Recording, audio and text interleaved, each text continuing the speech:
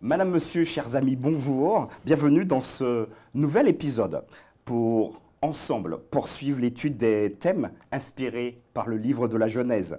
Aujourd'hui, nous aborderons l'étude numéro 12, Joseph, prince d'Égypte. Je vous propose d'aborder avec nos invités le dénouement de l'histoire de Joseph et de sa famille. Nous verrons également ensemble des enseignements applicables à nos vies et surtout des éléments pour raffermir, et j'ai envie de dire muscler notre foi en Dieu. Nous nous retrouvons juste après le générique.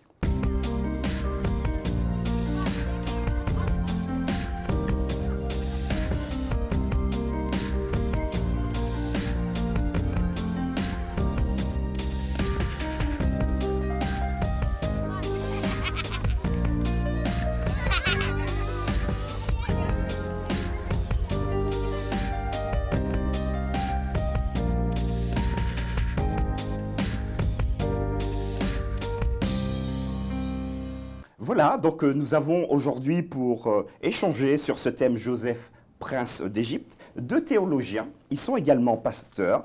Jean-Jacques Chavograc, bonjour Jean-Jacques. Bonjour Martial. Et nous accueillons également Eddy Carneva. Bonjour Eddy. Bonjour Martial. Bienvenue et merci d'être là. Merci. Je vous propose, chers amis, donc juste avant de commencer l'échange, de pouvoir prier ensemble. Et je vais inviter Eddy à prier avec nous. Notre Dieu, notre Père, merci infiniment pour cette grâce que tu nous offres de partager sur ta parole. Nous voulons avant tout réclamer ta présence, ta direction. Puisses-tu nous inspirer et puis surtout nous fortifier dans notre foi, nous faire grandir en toi afin que, Seigneur, nous puissions toujours considérer le chemin dans lequel tu veux nous voir emprunter. Que ta grâce soit sur nous tous. Au nom de Jésus. Amen. Amen. Amen. Merci Eddy pour ta prière. Alors, chers amis, nous poursuivons donc l'étude de l'histoire de Joseph.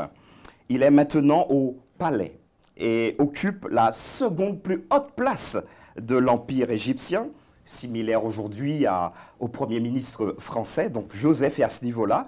Rappelons quand même qu'il est passé donc d'un séjour en prison à la place de Premier ministre. Donc j'ai envie de dire que c'est une ascension fulgurante. J'aimerais donc avec nos invités que nous abordions l'anecdote qui le propulse en fait à cette fonction. En synthétisant le chapitre 41 ensemble, le livre de la Genèse va nous raconter finalement deux visions de Pharaon que je vais synthétiser ici. 7 vaches belles, 7 vaches laides, nous dit le texte. Les laides mangent les belles. Pharaon se réveille, il se dit « Mais qu'est-ce que c'est que ça? Je ne comprends pas trop. » Il se rendort. Deuxième vision, 7 épis gras, 7 épis maigres. Et les 7 maigres engloutissent les épis gras. La signification donnée par Joseph est celle-ci. 7 années de prospérité et 7 années de disette.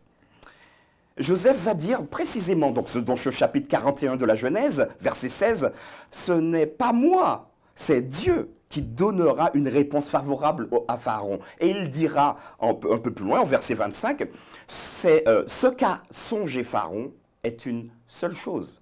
Dieu a fait connaître à Pharaon ce qu'il va faire. » Donc finalement, Joseph, chers amis, est en train de tout mettre, voilà, donc moi je suis simplement un serviteur. Et j'aimerais vous poser ma première question.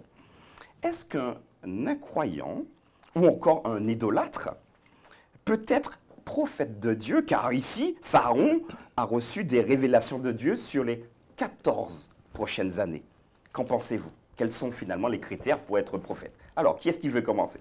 C'est vrai que généralement, lorsqu'on parle de prophète, on parle d'une personne qui reçoit un message de Dieu pour quelqu'un d'autre, pour un peuple. Ici, je ne sais pas si on peut attribuer le mot de prophète à Pharaon dans la mesure où Pharaon reçoit un message de Dieu, qui est incapable de comprendre, incapable d'interpréter, encore moins de le proclamer aux autres. Ça me rappelle un petit peu la situation de Nebuchadnezzar, qui a reçu lui aussi un rêve de Dieu, incapable de comprendre ni de l'interpréter. Absolument. Donc à partir de là, je pense que la mission prophétique, c'est davantage que recevoir un message de Dieu. C'est aussi être appelé par Dieu à le proclamer. Et ce n'est pas pour rien qu'il était incapable de le comprendre et qu'il avait besoin d'un homme de Dieu pour Ok. l'interpréter. Donc il avait, alors on va dire que 50% de la mission, mais il n'était pas, voilà. Mais à on retient 100%. quand même que Dieu parle à des hommes qui, à l'évidence, n'étaient pas adorateurs du Dieu d'Abraham, d'Isaac ou de Jacob et qui n'avaient peut-être jamais entendu parler. D'accord, très bien. Ce qui interpelle. Ouais. C'est intéressant, merci beaucoup. Eddie? Oui, le vrai prophète ici, c'est Joseph, qui reçoit un message de Dieu et qui peut L'interpréter et le transmettre. qui peut le transmettre de façon intelligible, de façon claire, de manière à ce que l'autre sache exactement ce qu'il doit faire. Donc ça ne sert à rien de dire que j'ai reçu un message de Dieu, mais je ne sais pas quel est ce message, je ne sais pas ce que je dois faire. D'accord. D'accord. Ça Donc marche. Dieu donne un message pour qu'on sache quoi faire. En tant que chrétien, parfois, on a envie que Dieu nous parle. Cet homme qui n'était pas, à l'évidence, un adorateur du Dieu d'Abraham, a quand même reçu un message de Dieu. Ouais. Donc Dieu parle à qui il veut, quand il veut et s'il veut. On n'est pas juge de cela. Ok. Ça, c'est intéressant. J'ai envie de me mettre à la place de quelqu'un vraiment qui veut critiquer dans le sens comprendre. À quoi ça sert de donner un message si on ne le comprend pas? Qu'est-ce que vous en pensez? Ben, c'est ce que je viens de dire ici. Joseph est venu, c'est parce que précisément Dieu avait placé Joseph là et qu'il savait qu'il était la personne qui était en communion avec Dieu, qui pouvait recevoir le message de Dieu pour donner à Pharaon, pour qu'il puisse comprendre ce qu'il devait faire. Donc, il faut aussi que Pharaon reconnaisse que les hommes qu'il avait à ses côtés, ses astrologues, et tout son personnel, son personnel, on va le dire comme cela, était incapable.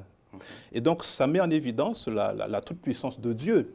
C'est-à-dire que ce n'était pas un Dieu parmi ses dieux à lui, mais c'était un autre Dieu, Mais le vrai. Cela montre aussi la sagesse de l'intervention divine. Si Dieu veut parler à un homme païen qui a ses propres croyances, ses propres convictions religieuses, pour lui dire « je suis le véritable Dieu », et si Dieu n'avait parlé qu'à Joseph, pour lui dire « va dire à Pharaon que je suis le véritable Dieu », Pharaon a peut-être eu du mal à le croire, de même que Nebuchadnezzar a eu du mal à croire Daniel. À l'époque, les hommes croyaient que les dieux se révélaient aux hommes par les rêves et les visions. C'est ça. Donc quand Nebuchadnezzar, et dans ce cas-ci, Pharaon, quand ils reçoivent ces rêves ou ces visions de Dieu, eh bien ils se disent « les dieux me parlent ».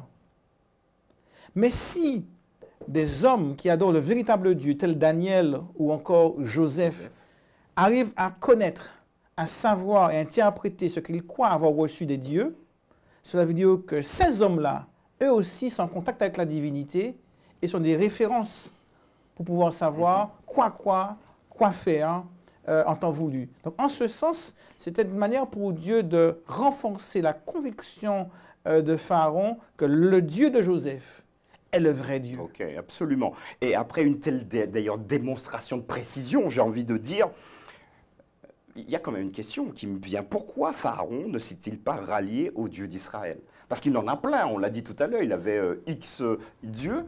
Il vient d'avoir une démonstration époustouflante. Pourquoi il ne s'est pas dit, bon, ben ok, ben, c'est celui-là que je vais garder, puis tous les autres, ben, je vais les éliminer de mon royaume. D'après vous, qu'est-ce que vous en pensez là, comme ça, Pharaon peut accepter l'idée que Joseph a un Dieu, a un Dieu puissant. Il n'est pas forcément convaincu que ces autres dieux sont à jeter à la poubelle. Donc il baigne dans une atmosphère polythéiste. On estime qu'il y avait à peu près plus de 700 en Égypte, il y avait des centaines de dieux. Oui. Hein. Chaque élément naturel était une divinité. Donc pour lui, dans son esprit non converti, bon, je peux estimer que ton Dieu est puissant. Ce n'est pas forcément que mes autres dieux sont à jeter à la parole ou que je lui adhère tout. C'est un Dieu en plus. Donc, il y a une culture de Pharaon qui n'est manifestement, qui n'est pas encore tout à fait ce qu'elle doit être vis-à-vis de la connaissance du vrai Dieu. Mais je crois que c'est une entreprise qui a sans doute été commencée. L'histoire ne nous dit pas s'il est effectivement, il a été... converti. Disons-le, d'accord. Mais dans ceci étant dit, on ne peut pas dire le contraire non plus. Parce que la Bible ne le dit pas vraiment. Est-ce que Pharaon s'est converti? Et on peut imaginer qu'il se soit rallié à la cause de ce Dieu sans nécessairement impliquer l'ensemble de son royaume dans ce changement. Souvenons-nous à nouveau de Nebuchadnezzar.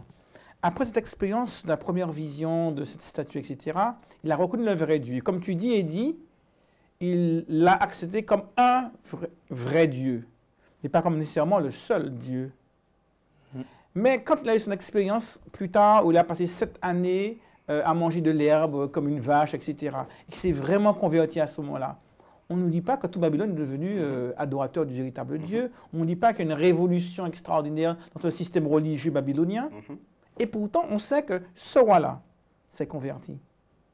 Donc, l'absence d'éléments sur une éventuelle conversion du pharaon ne signifie pas qu'il ne s'est pas tourné vers le véritable Dieu. L'absence d'éléments probants montrant que toute l'Égypte n'est pas devenue adorateur du véritable Dieu ne signifie pas non plus que ce pharaon-là, en son fort intérieur, n'ait pas accepté le véritable Dieu. Ça me fait penser aussi à ce général qui allait voir le prophète lorsqu'il avait la lèpre, Naaman. Il est retourné dans son pays, il a dit, est-ce que je pourrais, bien qu'il ait accepté ton Dieu comme mon Dieu, continuer par respect pour mon roi à observer la tradition? C'est surprenant. Un homme vraiment converti, qui a vraiment accepté Dieu, mais qui, extérieurement, n'est pas forcément devenu juif ou prosélyte. Merci pour la perche que tu me tends, chers amis. Et voilà. Donc, je vais aller donc plus loin. Aujourd'hui, nous sommes en 2022, adventistes du 7e jour. Doit-on attendre de tous qu'ils deviennent donc adventistes du 7e jour? Pourquoi pas simplement prêcher et puis dire, bon, maintenant vous avez entendu la parole, vivez en ayant cette pensée du Christ dans votre cœur et puis tout est bien. Qu'est-ce que vous en pensez maintenant? Vous êtes des pasteurs maintenant. Beaucoup de gens admettent que Jésus a existé, est venu sur terre, qu'il est mort et qu'il est même ressuscité. Beaucoup d'hommes peuvent admettre ça. Beaucoup d'hommes peuvent admettre aussi qu'il y a un vrai Dieu. Ce n'est pas dit qu'ils l'adorent. Ça, c'est une chose. Il me semble le fait que de dire que, bon, j'ai reçu la connaissance du Dieu de Joseph, c'est le cas pour Pharaon, j'ai reçu la connaissance qu'il y a un Dieu de Joseph, c'est ce qu'on disait tout à l'heure, ça ne veut pas dire qu'il a adopté la religion de Joseph pour autant. Le fait que nous adorons le même Dieu, parce qu'il y a quand même un Dieu, il y a plusieurs confessions chrétiennes. C'est ça, exact. Ça a été même la question des philosophes. Le fait qu'il y a tant de philosophie, est-ce que ça ruine la philosophie? Le fait qu'il y a tant de confessions chrétiennes, est-ce que ça ruine le christianisme pour autant? Je pense que dans toutes ces questions, l'important c'est de savoir, est-ce que Dieu s'est révélé uniquement sur la question du rêve? Est-ce que derrière ce rêve-là, il n'y a pas encore une obligation de connaître davantage sur Dieu? Donc, c'est toute la question. Moi, je ne vais pas faire le procès des autres confessions, mais je crois que ce qui est important à dire, c'est quand même que une simple connaissance d'une révélation ne suffit pas. Dieu veut que nous continuions et connaissions. D'ailleurs, ce que Jésus va dire à ses disciples, allez, faites de toutes les nations des disciples, baptisez-les et enseignez-les à observer tout ce que je leur ai prescrit. Donc, un élément ne suffit pas à dire je connais Dieu. Maintenant, ceci étant dit, nous avons parfois tendance à aimer l'exclusivité. Parce qu'on lit l'histoire biblique, on voit que l'exclusivité n'était pas forcément dans le projet divin. Parce que Abraham, curieusement, donne la dîme de tout à qui? À Melchisédek. Ah ouais, mais il ne fait pas partie des pères de la foi. Et pourtant, enfant de Dieu, prêtre de l'Éternel. Balaam, prophète, qui va bénir le peuple d'Israël, mais il ne fait pas partie du peuple d'Israël, et Dieu lui parle, lui donne des instructions, même à travers son âne. Encore un autre exemple, dans le Nouveau Testament, les disciples disent à Jésus, tiens, il y en a qui prêchent en ton nom, qui font des miracles en ton nom. Mais Jésus, ils ne font pas partie de tes disciples. Comment osent-ils? S'ils ne sont pas contre nous, ils sont contre nous. Donc, on voit ici, à travers ces quelques exemples, que nous ne sommes pas nécessairement dans une relation d'exclusivité avec Dieu. Néanmoins, en tant qu'adventiste, je crois que c'est une bénédiction extraordinaire de comprendre, et très peu de religions chrétiennes le font comme nous, par exemple, la mort. La mort comme non pas un statut ou un stade où je suis en quelque part dans la souffrance, en attente, etc., mais complètement inexistant, ça c'est rassurant quelque part. Parce que je sais que ce n'est qu'un sommeil au bout duquel on va être réveillé par Jésus-Christ. De comprendre le sabbat qui est une véritable bénédiction. De comprendre les valeurs que nous avons par rapport à la gestion chrétienne de la vie, prenant soin de notre corps pour éviter des substances toxiques, etc.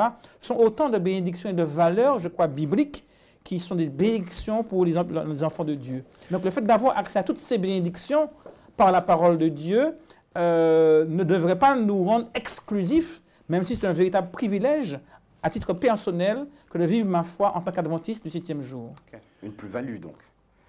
On pourrait le dire comme cela. Tu voulais rajouter? Oui, juste que la révélation n'est jamais statique. Ce que je disais, ce n'est pas parce qu'on a reçu une révélation de Dieu que ça, c'est toute la révélation sur Dieu. Tu as parlé des adventistes du 7e jour, effectivement. On a une compréhension claire que le sabbat est toujours d'actualité, n'a pas eu mais avant d'être adventistes, nous étions luthériens, nous étions des anabaptistes, nous étions des vaudois. Je veux dire que cette révélation, elle est progressive. Avant de décider que nous ne croyons pas que la mort soit un état où nous sommes en train de voler, mais nous avions cette connaissance-là. Aujourd'hui, nous comprenons que la mort est un sommeil, mais c'est une révélation progressive. Ok, merci beaucoup. Et au fur et à mesure que nous augmentons dans la compréhension de la révélation de Dieu, nous connaissons cette révélation, nous approfondissons notre rapport avec Dieu aussi. Parfait, merci beaucoup. Chers amis, je vous propose, avec nos invités, de lire un texte qui se trouve dans Genèse chapitre 42. Nous allons faire une lecture des 5 premiers versets. Donc Genèse chapitre 42. Et nous lirons les 5 premiers versets. Vous pouvez suivre avec nous à la maison. Je lis.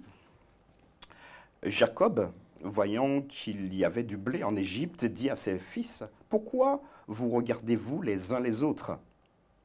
Il dit, « Voici, j'apprends qu'il y a du blé en Égypte. Descendez-y pour nous en acheter là, afin que nous vivions et que nous ne mourions pas. » 10 frères de Joseph descendirent en Égypte pour acheter du blé. Jacob n'envoya point avec eux Benjamin, frère de Joseph, dans la crainte qu'il ne lui arrivât quelque malheur. Les fils d'Israël, vinrent pour acheter du blé au milieu de ceux qui venaient aussi, car la famine était dans le pays de Canaan.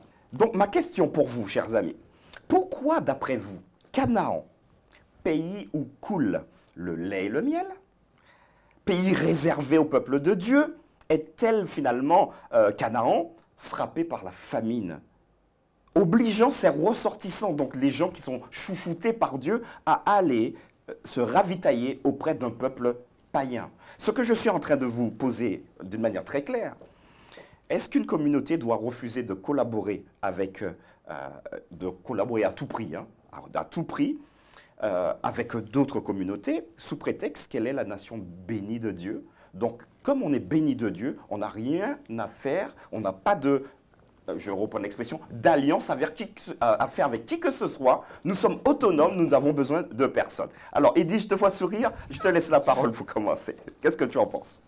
Tout d'abord, Canaan, c'est vrai, n'était pas encore la Canaan promise, même si la promesse a été faite après. Et puis, il y a quelque chose qui doit se passer. Hein. Si, parce qu'il y avait une promesse qui a été faite et donc il fallait rester en Canaan, eh bien, dans la disette, il fallait mourir. Dans la famine qui réussissait en Canaan, on devait mourir. Ouais. Donc, je pense que Dieu veut rassembler son peuple avant tout. Et ces enfants-là, ces enfants dispersés, ces enfants qui étaient en conflit, je veux parler de Joseph et de ses frères, d'accord? Ils n'étaient pas rassemblés encore. Donc Dieu voulait rassembler ce peuple-là. La promesse n'avait pas été faite à 1 ou 2 ou 3 de ses enfants, ou à 10 ou à 11, mais à tous les 12 frères. Les 12 frères. D'accord? Donc il y avait lieu de les rassembler. Et si Dieu a utilisé ce moyen de la disette en Canaan, et donc de la disette en Égypte, c'est pour bien réaliser qu'il n'y avait de véritable pain qu'en la personne de Jésus, qui rassemble. Et le peuple de Dieu doit pouvoir se rassembler autour du pain, autour de Jésus-Christ. Pas autour d'actions simplement, mais parce qu'ils doivent retrouver dans la réconciliation et la réconciliation avec Dieu. Et donc, Joseph, s'il était réconcilié avec Dieu, est-ce que ses frères étaient réconciliés en même temps? On ne sait pas, mais en tout cas, il fallait cette réconciliation, il fallait ce rassemblement. Ah ben, je comprends très bien. Tu veux rajouter? Je trouve que Dieu est très pragmatique. Il sait qu'il y aura une famine. Il veut sauver les hommes, il veut sauver son peuple, il veut sauver Israël et ses fils. Et il se dit, le meilleur moyen de le faire, c'est de bénir tout particulièrement l'Égypte, producteur de blé, de manière à ce qu'à travers l'Égypte, on puisse avoir suffisamment de réserves pour faire face aux intempéries à venir. Dieu est pragmatique. Pourquoi l'Égypte, un pays où on adorait Isis, Osiris et toutes les divinités égyptiennes? Dieu, il est pragmatique. Et il ne va pas craindre de se révéler à ce pharaon, divinité incarnée, qui est encore quelque chose de contraire aux valeurs bibliques. Il va lui parler et il va le convaincre que c'est bien lui qui lui parle et qu'il faudrait qu'il fasse comme lui il l'a prévu. Et on le voit dans d'autres exemples dans la Bible, où Dieu veut utiliser des païens, des inconnus, des hommes de toute race, toute religion, pour pouvoir arriver à ses fins. Même que le roi de Babylone sera parfois, dans l'Ancien Testament, appelé « mon serviteur ». Absolument. Le roi de Babylone est serviteur de Dieu. Bon, du roi d'Israël, j'aurais compris, mais du roi de Babylone, c'est beaucoup plus surprenant. Dieu, il est pragmatique. Il veut utiliser tous ceux qui sont prêts à se laisser utiliser par lui et parler à travers ceux qui sont prêts à se laisser convaincre par lui et à l'écouter. Ok, merci beaucoup. Par contre, la deuxième partie de ma question était plus précise. Aujourd'hui, certains de nos amis peut-être le pensent, est-ce qu'il est possible, donc, pour une communauté bénie, de faire des alliances avec d'autres communautés, donc de dépendre d'elles, comme là, les Cananéens, oui, très clairement, dépendaient pour leur subsistance du blé de l'Égypte. Qu'est-ce que vous en pensez? Personne ne vient de Tarsis. Ouais. Il faut être pragmatique. Et je crois que tant que ça va pas à l'encontre de nos convictions personnelles, nous sommes appelés à vivre dans ce monde. Et vivre dans ce monde veut dire être en relation, en contact, en lien, connecté à ce monde, d'un point de vue religieux, mais aussi d'un point de vue spirituel, d'un point de vue moral, d'un point de vue financier, d'un point de vue commercial, d'un point de vue du business. De tout point de vue, nous sommes appelés à être connectés à ce monde, tout en mettant en avant les valeurs bibliques. Okay. Donc la limite, ce serait ça, Eddy? C'est l'occasion pour le chrétien, en l'occurrence, de briller, de témoigner. Ce n'est pas en vivant isolé, c'est en vivant dans un monde où il y a des échanges qui se font et c'est l'occasion de se faire connaître. Par rapport à la question, et à quoi j'ai tenté de répondre tout à l'heure, c'est de nous dire que Dieu voulait rassembler son peuple, il voulait rassembler ses enfants. Et il a utilisé de façon pragmatique, effectivement, la situation en Égypte. Mais c'était l'occasion pour Joseph en particulier de faire connaître aussi qu'il y avait un Dieu puissant. Et c'est en réalité, c'est grâce à lui aussi qu'on peut avoir de la sagesse pour nourrir. Voilà. Et Joseph a été placé là, pas par hasard, il va le dire à ses frères par la suite. Donc, Dieu pourvoit aux besoins de son peuple. Okay. Et c'est l'occasion aussi de faire connaître Dieu. Donc la question du témoignage est flagrante ici. Mais pour témoigner, il faut bien prendre conscience qu'on ne peut pas se replier sur soi. Et vivre en autarcie, et être autonome et indépendant. D'ailleurs, certains ont essayé, au 2e, 3e siècle, 4e siècle de notre ère, à travers l'activité monacale, on avait le sentiment que si je me mets de côté, tout seul, à prier avec mon Dieu, que je deviendrais beaucoup plus spirituel, beaucoup plus religieux, beaucoup plus fort. Mais c'est exactement l'inverse. Parce que c'est dans la relation à l'autre que le Père m'a dit de m'utiliser pour le toucher. Je grandis spirituellement. Jésus s'est mêlé aux publicains, aux pharisiens, même aux gens de mauvaise vie. Les disciples sont mêlés. L'Église doit se mêler au monde. Et c'est la raison pour laquelle l'illustration du sel de la terre donnée par Jésus est intéressante, en ce sens qu'elle montre que le sel ne peut donner sa saveur aux aliments qu'en se mélangeant aux aliments.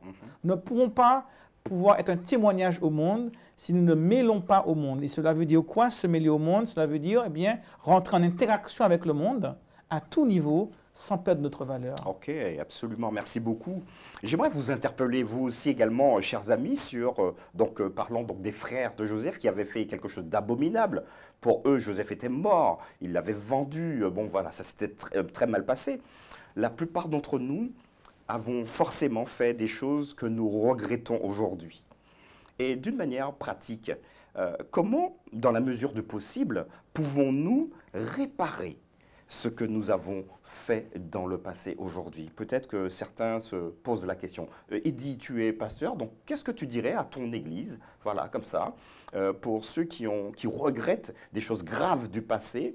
Comment pourrait-on, dans la mesure du possible, je rappelle encore, réparer cela? Alors, tu as employé le mot réparation. C'est un mot qu'on n'utilise pas souvent. Dans nos églises, on parle souvent de repentance, on parle de regret, on parle de remords, mais ce mot ne dit pas tout. On peut regretter quelque chose, on peut être attristé du sort que l'on a, mais ça ne dit pas tout d'une véritable repentance, d'une véritable confession, d'une véritable conversion. La confession, la reconnaissance, la prise de conscience du tort qu'on a pu faire et le désir de réparer et d'apporter une réparation. Ça participe d'un changement d'état d'esprit. Est-ce que ce changement d'état d'esprit était véritablement le cas chez les frères de Joseph? Je pense que Joseph a voulu tout faire pour vérifier cela. Oui, absolument. D'ailleurs, on va le voir juste après. Son état d'esprit leur état d'esprit à ses frères avait eu un changement. Et en quoi ils étaient disposés à réparer? Donc, je pense que inviter des frères et sœurs, quand ils ont des situations de conflit, lorsqu'il y a eu un préjudice, quel qu'il soit, envers l'un ou l'autre, ce n'est pas simplement se dire oh, excuse-moi, mais révéler qu'est-ce que je peux faire pour. Imaginons que je ferme la porte quand je passe et que tu es derrière ce que je te vois. Je ne peux pas simplement t'entendre gémir et dire « Oh, je ne l'ai pas fait exprès, ça ne suffirait pas. Excuse-moi. Je vais chercher quelque chose pour t'éponger le nez, qu'est-ce que je peux faire pour toi? Est-ce que je t'amène à l'hôpital, etc. » Je ne peux pas juste te dire « Bon, mais je ne l'ai pas fait exprès. » Donc, le vrai changement, c'est la réparation. C'est le mot que tu as utilisé que j'aime bien. Ok. Tu voudrais rajouter? C'est vrai que le pardon implique plusieurs étapes. Je prends conscience, je me repens, je regrette de ce qui a été fait. Et aussi, ça implique une démarche. Il faut expliciter, exprimer, verbaliser cette demande de pardon. Ensuite, il faut préparer aussi les cœurs.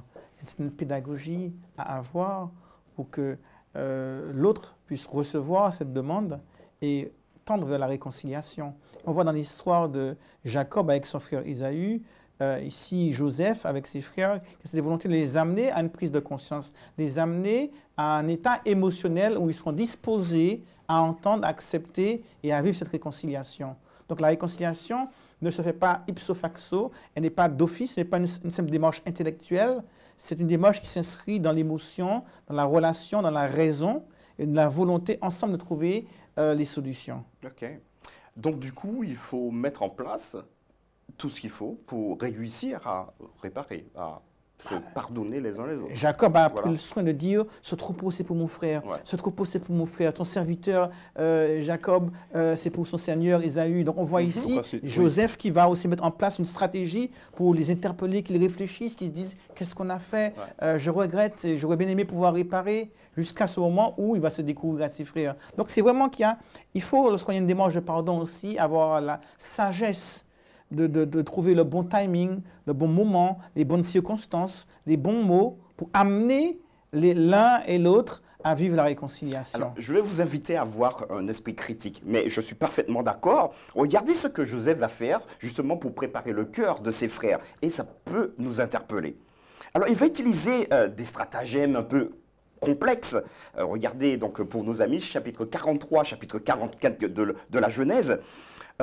Il va donc mettre de l'argent dans le sac de ses frères.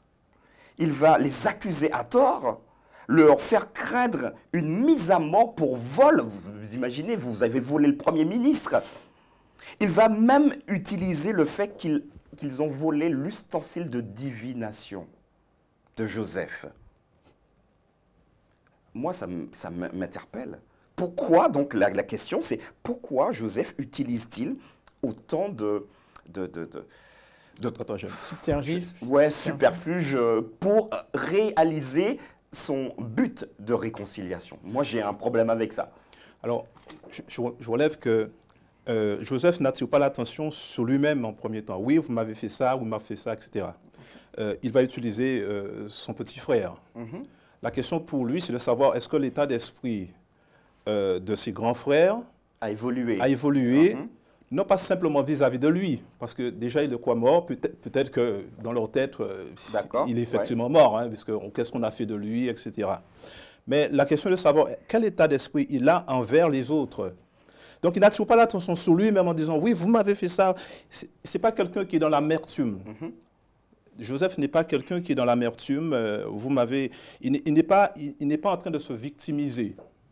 Mais ce qui l'arrangerait, c'est de voir un changement, de vérifier s'il y a un véritable changement d'état d'esprit de la part de ses frères. D'accord. Donc il va utiliser son petit frère, voilà, avec le stratagème, le faire passer pour un voleur, etc., le prendre, etc., faire l'outage, etc. Bon, en réalité, est-ce que cet état d'esprit de jalousie, hein, vis-à-vis du petit frère, qui est le chéri, qui est le préféré, qui est le etc., etc., est-ce que cette jalousie, est toujours là? D'accord. Ok, bah, j'entends ta réponse. Jean-Jacques? Je pense que je n'ai pas beaucoup de choses à rajouter à cela, sinon de dire qu'on voit à chaque fois cette volonté pour Joseph d'amener et de conduire ses frères à une prise de conscience. Merci beaucoup. Alors nous allons terminer, chers amis, avec vraiment cette dernière question, parce que finalement cette étude est hyper riche, nous pourrions passer plusieurs heures dessus.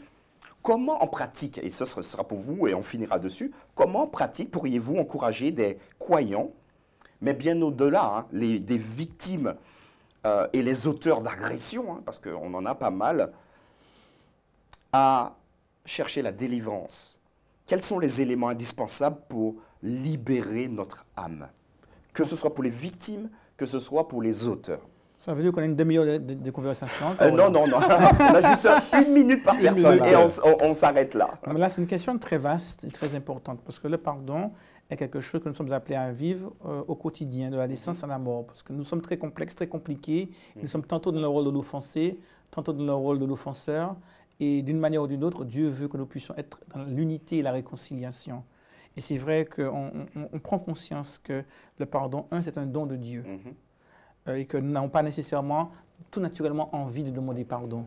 On a horreur de demander pardon parfois, parce qu'on se sent un petit peu trop fier pour demander pardon. Le pardon est un don de Dieu. Le pardon est quelque chose qui s'exprime. Le pardon, c'est jamais quelque chose qu'on mérite. C'est quelque chose que l'on demande. C'est quelque chose qu'on n'accorde pas grâce lorsqu'on est offensé. Mais le pardon, c'est aussi nécessaire pour vivre dans la paix et la réconciliation. Et je crois que le christianisme aussi est une vie où on apprend le pardon. Et ce pardon, on peut mieux le vivre parce qu'on a vécu le pardon de Dieu. Il nous rend capable de vivre le pardon avec nous, ceux qui nous entourent.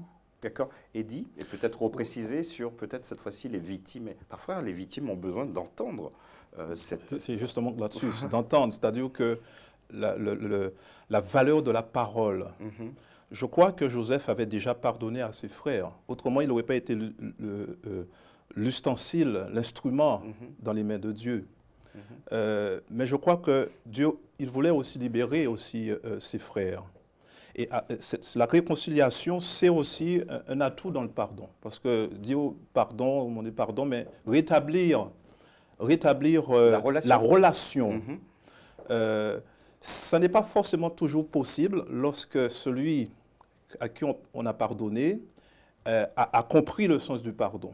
Mais s'il a compris le sens du pardon, s'il est prêt justement à réparer, et on voit l'attitude de Judas, du grand frère, etc. Il dit, je prends sa place plutôt, surtout que je ne puisse pas voir mon père descendre.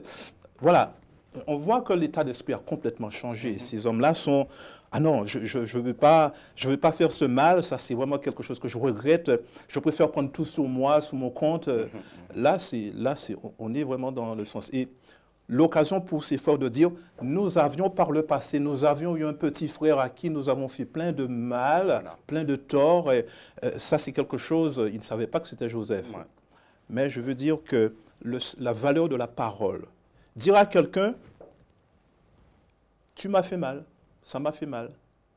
Que cette personne souhaite pardonner ou pas, ou souhaite se confesser ou réclamer le pardon ou pas, qu'importe, mais je veux dire la valeur de l'expression et aussi la valeur de l'expression qui accorde le pardon, ou qui demande pardon et accorde le pardon.